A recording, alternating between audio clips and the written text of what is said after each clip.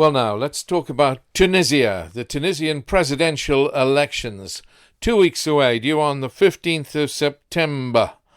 27 candidates. Wow, that's a huge slate, isn't it? And they represent establishment and anti-establishment populism. So you have establishment candidates, you have anti-establishment candidates. A word about the mood in Tunisia. Tunisia is not a very happy place. There's a sense that of political and economic hopelessness. There are 1.5 million registered new voters, young people that really can make a difference. So it's going to be a little bit unpredictable. The last time a survey on the mood in Tunisia was conducted was a couple of years ago, but at that point 65% of the Tunisian population did not trust the government. 57% did not trust the legal system. 72% did not trust the parliament. Gosh, actually, when you think about it, it could be Britain, couldn't it? I mean, 65% don't trust the government. 72% don't trust the parliament. It's so similar. The mood here, the mood in Tunisia. The mood of anti-establishmentarianism. Yes, we don't trust the parliament in Britain. They don't trust the parliament in Tunisia. But what is a plus, both here and there, is that a substantial proportion trust the police force and the army. And in Tunisia, that translates to 69% trust the police force. And a massive 93% of the Tunisian population trust the army, the armed forces, which is good, isn't it? I mean, that is good. That is really good. To have honest and fair and impartial armed forces is so essential in a modern democracy. So there we have the mood in Tunisia. What about these candidates for this election? Okay, now the front runner, in so much as there is a front runner, this is a wide spread of candidates. There is not one that rises way above the pack, and you can say, this man will win, 100%, because there is no truly great, charismatic candidate amongst the whole kit and caboodle of them. But the front runner, according to many of the polls, is a guy called Nabil Kouri. Kawi, I'm pronouncing his name probably wrong, but Nabil is a media mogul, and he leads the Heart of Tunisia party. He's doing well, to be honest. He is a little bit charismatic. He has caught 29.8% of the electorate, so that puts him in first place at present. He's in jail for tax evasion and money laundering, quite possibly justifiably. I have no idea, but he's imprisoned. But that has increased his popularity. Jail a guy in Tunisia, even if it's for money laundering, and you increase his popularity. You don't decrease it. Yes, he's doing better because of that. Actually, people think that these charges may have been trumped up because he was the front runner. If so, whomever is responsible has done a bad job. There's another candidate, a guy called Abdul Karim Zibidi, a defense minister. People were looking for him to come through as a strong candidate, but he hasn't. He's nowhere really in the polls, as far as I can tell. So we can wipe him off the slate. He doesn't matter, perhaps. Abdul Fattah Mourou is the first ever Ennahda candidate. Ennahda is the Islamist party. And you would think, I mean, the Islamist Party are remarkably popular, perhaps the second largest political party in terms of popularity in the country, and likely to do very well in the parliamentary elections, which follow shortly. But nowhere is he on the opinion polls. I mean, Abdel Fattah, well, let's face it, he is very old.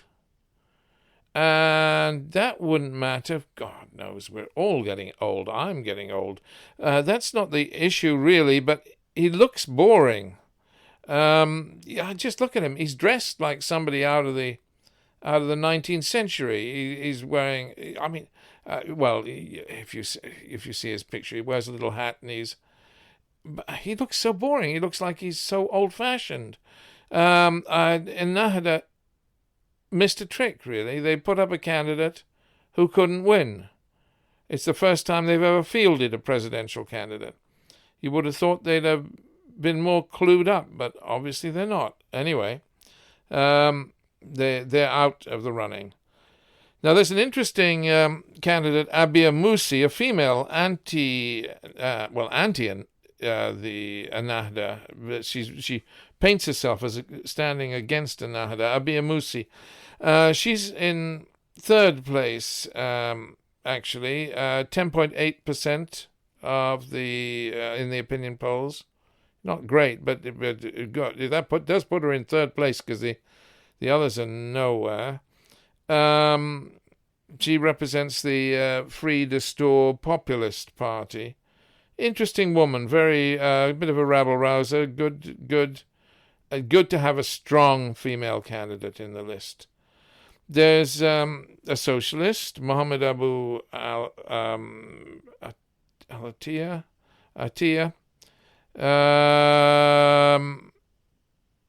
Okay, he's popular with some of the youth. They may bring him forward, but he's not really anywhere in the opinion polls. There's a social democrat, ex-president Mouraf Marzouki. Again, really nowhere in the opinion polls. The second man in the opinion polls is a guy called Kais Said. He comes from nowhere. He's an independent. He's a populist. He's anti-establishment. He has 23.2% of the vote. He could do it, couldn't he? There is, 1.5 million new young voters. Have the polls been really polling the young voters? Kais Said is a anti-establishment candidate, a rabble-rouser, a real tub thumper.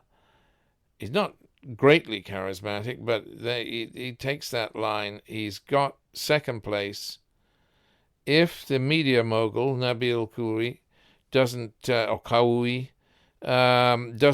do it, then Kais Said might. As I said, the woman Abia Musi, and it would be interesting to see her win, and she might.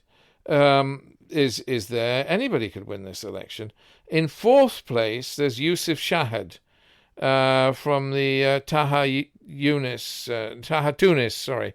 party, 7.4%. But that, he's famous, I suppose, but he's a bit too far behind, wouldn't you say? In fifth place, Mohammed Lutfi Mrahi, Popular Union Republican Popular Union Party, 6.6%. Again, I think too far behind. So where are we? We're really in those front runners. Abia Musi in third place.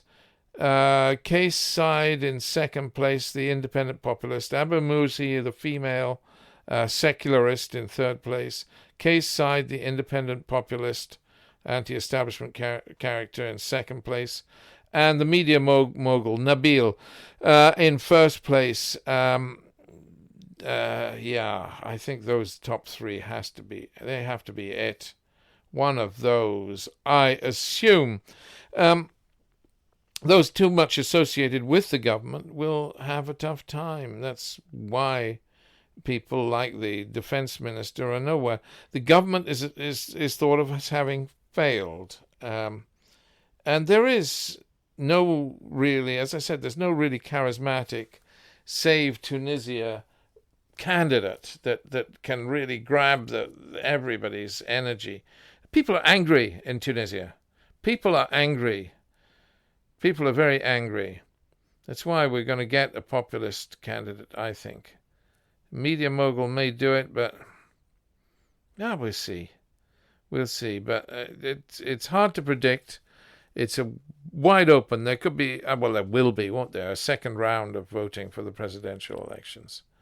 And inevitably, because nobody's going to have an outright majority, I would think, on the first round. It's going to be good, and let's hope and pray that we get somebody that really can save Tunisia, that we get somebody that's not merely a populist anti-establishment candidate, but actually can do the business. Tunisia needs help. People do feel hopeless.